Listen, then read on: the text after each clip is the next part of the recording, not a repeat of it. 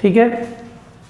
तो आज हम करेंगे क्लास 10th का साइंस चैप्टर 12 इलेक्ट्रिसिटी का 12.4 जिसमें ओम्स लॉ है। तो ओम्स लॉ क्या है, तो आइए देखते हैं। ओम्स ने कहा कि किसी भी सर्किट के अंदर अगर वायर का टेम्परेचर लिखता हूँ, if the temperature of the wire remains same in the circuit, then potential difference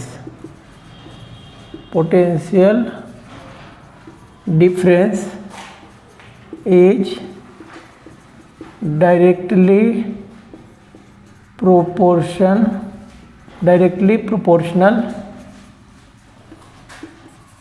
to the current flow।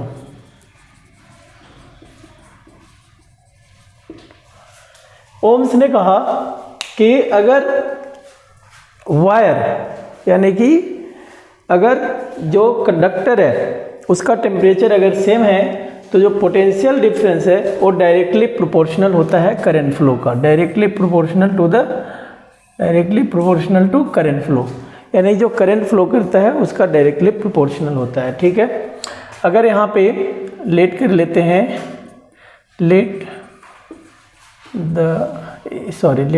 Potential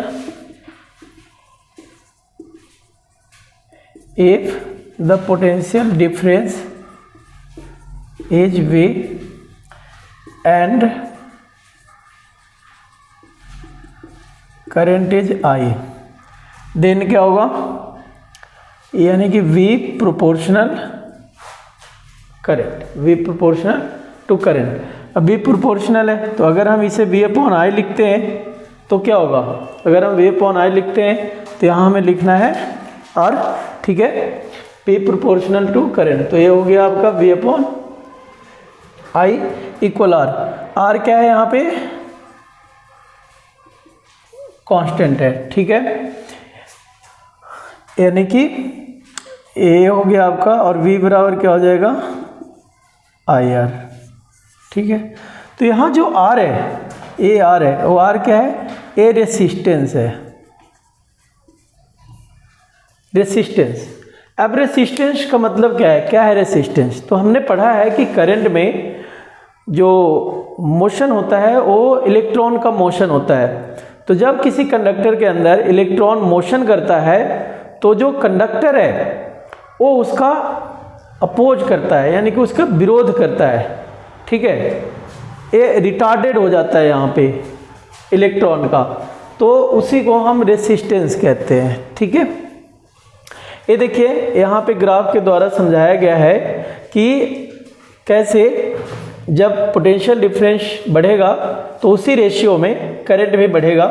अब जैसे ये 0.1 है, करंट एम्पियर है, तो ये मान लिया जाए कि हमें ऐसा है कुछ, तो इसके हिसाब से अगर 0.2 है, इस तरीके से 0.3 है, तो इस तरीके से सेम। तो इसका जो ग्राफ है वो क्या है, एक लाइन बना रहा है, स्ट्रेट लाइन, और स्ट्रेट लाइन यही शो करता है कि जो पोटेंशियल डिफरेंट है, यानी कि इधर जो V है और इधर जो करंट है I, वो क्या है, एक प्रोपोर्शनल है, यानी कि potential difference is proportional to the current.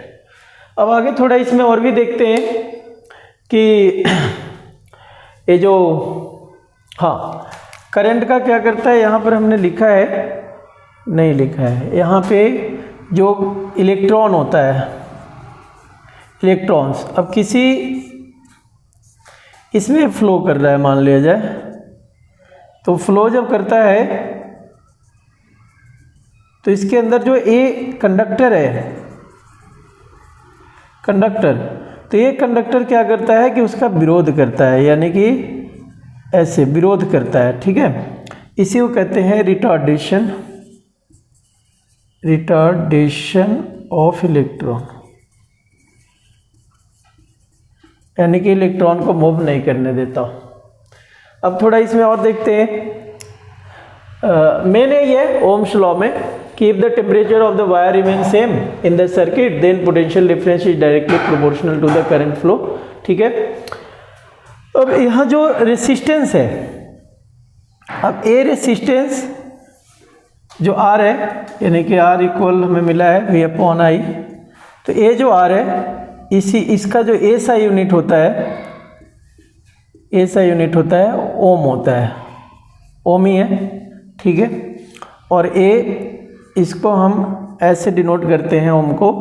अब कभी डिफाइन करने के लिए आता है कि 1 ओम किसे कहते हैं, तो 1 ओम इक्वल हो जाएगा, क्योंकि V अपॉन आई है तो V का क्या होता है वोल्ट, तो 1 वोल्ट पर एम्पियर, यानी कि अगर 1 वोल्ट 1 एम्पियर में करंट का फ्लो करता है, 1 वोल्ट और 1 पर एम्पियर को ही 1 ओम कहते हैं। ठीक है, इसको 1 ओम कहते हैं। तो 1 ओम का डिफाइन है ये कि if 1 volt is flow 1 ampere flow 1 volt is पर एम्पियर इज कॉल्ड ओम। तो 1 ओम हो गया 1 वोल्ट अपॉन 1 एम्पियर। इसमें कुछ और पढ़ना है, ये जैसे वेरिएबल रेसिस्टेंस है। वेरिएबल रेसिस्टेंस किसे कहते हैं, तो a component use to regulate current without changing the voltage sources. कभी कभी क्या होता है कि हमें सर्किट के अंदर बिना वोल्ट को चेंज किए हुए उसमें करंट को कम करना होता है, तो उस करंट को कम करने के लिए क्या करते हैं, उसमें रेसिस्टेंस लगा देते हैं। और रेसिस्टेंस लगाने से क्या होता है कि वोल्टेज को कम किए बिना ही उसके करंट को कम कर दिया जाता है, यानी कि उसको रेगुलेट किया जाता है करंट को। ठीक है, तो हो गया आपका वेरिएबल रेसिस्टेंस।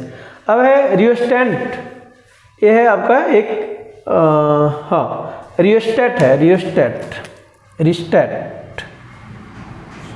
ये एक डिवाइस होता है which is use to change the resistance in the circuit, जो सर्किट में रेसिस्टेंस को चेंज करता है, उसी का नाम है।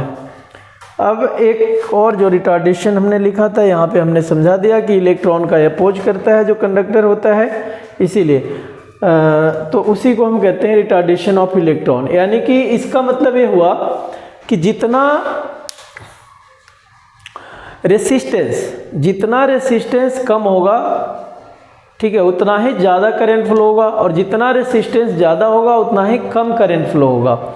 इट मीन्स कि अगर कहा जाए कि अगर रेसिस्टेंस को दुगना कर दिया जाए तो करंट हाफ हो जाएगा, आधा हो जाएगा। ठीक है, अब एक और रेसिस्टर किसे कहते हैं, a conductor having some appreciable resistance is called a resistor.